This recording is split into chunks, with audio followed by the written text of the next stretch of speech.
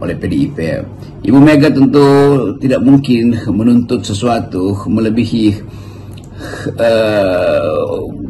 kapasitas dia untuk memahami bagaimana mungkin seseorang yang dibesarkan dalam partai PDIP Perjuangan akhirnya merusak PDIP Perjuangan sekaligus merusak demokrasi. Kan itu dalil yang akan diingat dari Pak Jokowi. Tapi oke, kita mungkin mulai memikirkan bagaimana ke depan untuk menghalangi mereka yang tiba dengan proses demokratis tapi berubah menjadi tiran. Pak Prabowo ketika menyampaikan pidato setelah pengucapan sumpah jabatan menggunakan diksi yang jelas, dan kita sebenarnya kalau menyimak itu secara detail ya bisa diartikan bahwa secara diametral sesungguhnya kebijakan Prabowo itu akan sangat berbeda dengan kebijakan Jokowi. Tapi melihat kabinetnya yang isinya penuh dengan orang-orang Jokowi, banyak yang bertanya-tanya bagaimana Pak Prabowo akan memulai wujudkan gagasannya yang secara sederhana dia ingin menggunakan APBN dan tentu saja sumber daya alam itu untuk sepenuhnya mensejahterakan rakyat sebagaimana amanah konstitusi.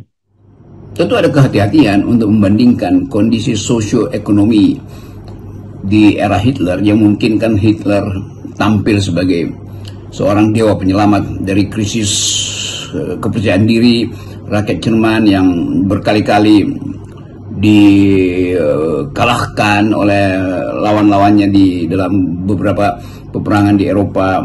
Lalu ada krisis ekonomi di awal tahun 30-an dan kemudian masuk di dalam frustrasi itu.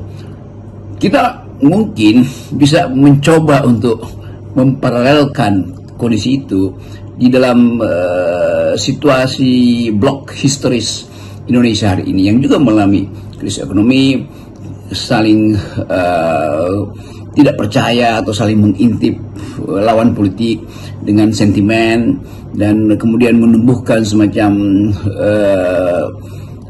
dendam ideologis atau dendam-dendam yang sifatnya kultural.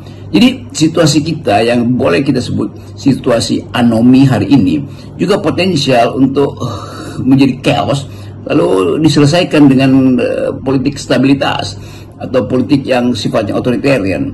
Kan sejarah selalu mengingatkan bahwa kondisi-kondisi sosiologis bisa tumbuh bahkan di dalam keadaan yang paralel dengan situasi di masa lalu, tetapi di dalam pertimbangan yang kontemporer.